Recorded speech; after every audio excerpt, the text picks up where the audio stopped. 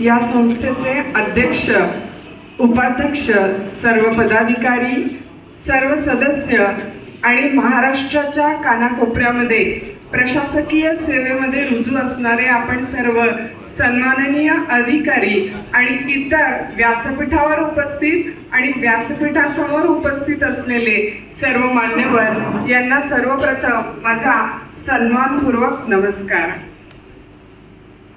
एक खूप सुंदर वाक्य अमेरिकेत एक उद्योगपती आणि मोटर फोर्ड कंपनीचे जे संस्थापक आहेत त्यांचं एक सुंदर वाक्य आहे आणि ते वाक्य म्हणजे coming together is a beginning, keeping together is a progress and working together is a success. या वाक्याचा अर्थ जी संस्था अगदी तंतोतंतपणे आपल्याला कार्यान्वित करताना दिसतेय ती संस्था म्हणजे मला असं वाटतंय, मगाचपासून जे मी बघितलं त्यावरून मला असं वाटतंय ती संस्था म्हणजे तुमची आपले ज्ञानमंदिर संस्था.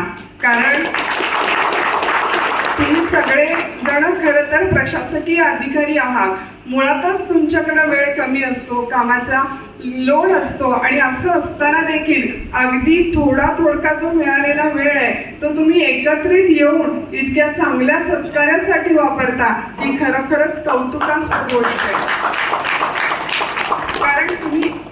कारण तुम्ही सगळे एकत्र आलात, that is you are coming together, you are keeping together म्हणजे तुम्ही एकत्र राहिलेला आहात आणि आता तुम्ही वर्किंग टुगेदर आहात आणि ते सुद्धा स्वतःच्या सक्सेससाठी नाही तर समाजाच्या सक्सेससाठी.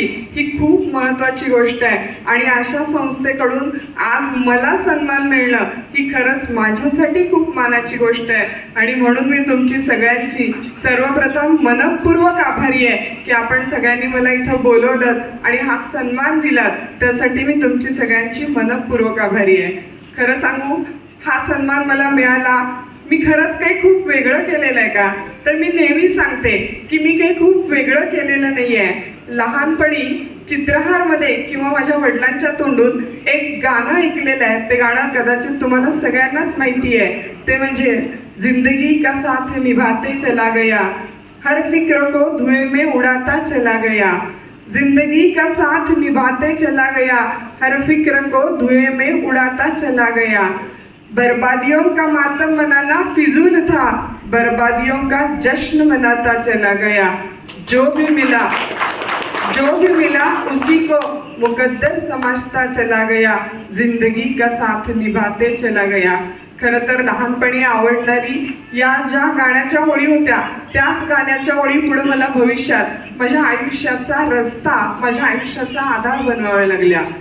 मी आज जशी तुमच्यासमोर आहे प्रत्यक्षात 25 वर्षापूर्वी अशी मी नव्हते. मला वयाच्या 20व्या वर्षापर्यंत अगदी व्यवस्थित चालता फिरता येत होतं. पण अचानक वयाच्या 20व्या वर्षी मला माहिती पडलं की आता मला उर्वरित आयुष्य पुढे चालता येणार नाहीये. अनेक चाचण्या, अनेक दवाखान्यांच्या मध्ये दाखवल्यानंतर लक्षात आलं की आता आपल्याला परत कधीच चालता येणार नाहीये. खरं तर त्यावेळेला मी नुकतंच LLB ला ॲडमिशन घेतलेलं होतं. अनेक स्वप्न होती सुप्रीम कोर्टामध्ये प्रॅक्टिस करण्याच्या अपेक्षेनं, आशेनं आणि स्वप्नानं मी LLB ला सांगलीच्या लॉ कॉलेजमध्ये ॲडमिशन घेतलेलं होतं.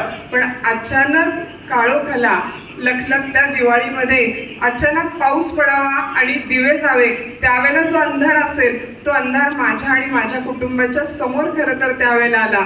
निराशेचा अंधार होता, भविष्यात काय करायचं या प्रश्नाचा अंधार होता. पण बघा ना, जर दिवाळीत सगळे दिवे जरी गेले तरी पंथी उजेड देतेच ना. तसंच ती पंथी म्हणजे माझं कुटुंब माझ्या सोबत उभं राहिलं. असं म्हणतात की नियती जेव्हा म्हणते पराभव मान्य कर त्यावेळेला आशेचा एक किरण म्हणतो पुन्हा एकदा प्रयत्न कर, पुन्हा एकदा प्रयत्न कर. आणि तो आशेचा एक किरण म्हणजेच माझं कुटुंब होतं. त्यांनी मला साथ दिली, त्यांनी मला आधार दिला आणि उभं राहायची हिंमत दिली आणि मग तिथून पुढे सुरू झाला नवा प्रवास, नवी दिशा आणि नवी आशा. त्याच काळात एक सुपरमॅनची भूमिका करणारे क्रिस्तोफर रीव्ह म्हणून अमेरिकेतले नायक आहेत, त्यांचं स्टील मी म्हणून आत्मचरित्र माझ्या वाचण्यात आलं. हा क्रिस्तोफर रीव्ह एकदा घोडस्वारी करताना त्यांचा अपघात झाला आणि त्यांचं संपूर्ण शरीर पॅरालाइज झालं आणि त्यांना माहिती पडलं की आता व्हेंटिलेटर सहित आपल्याला आपलं उर्वरित आयुष्य सगळं व्हीलचेअरवर काढायचं आहे. पण तो माणूस हारला नाही, तो उभा राहिला. आता त्याला अभिनय करणं शक्य नव्हतं, पण त्यांनी अनेक वेगवेगळ्या क्षेत्रामध्ये काम सुरू केलं. आणि त्यांच्या स्टील मी आत्मचरित्रामध्ये त्यांनी एक वाक्य लिहिलेलं आहे की सम dreams in the beginning feels to be impossible, then they become improbable, and then finally they become inevitable. अर्थात सुरुवातीला काही स्वप्न अशक्य वाटतात, नंतर ती थोडी थोडी शक्य वाटतात आणि मग ती आयुष्याचा अनावश्यक भाग होऊन जातात. आणि तसंच मला माझ्या कुटुंबानं दिलेल्या आधारामुळं मी ठरवलं की आपल्याला LLB पूर्ण करायचं आहे. LLB पूर्ण केलं. शिवाजी विद्यापीठाच्या मेरिट लिस्टमध्ये ते तृतीय क्रमांकानं LLB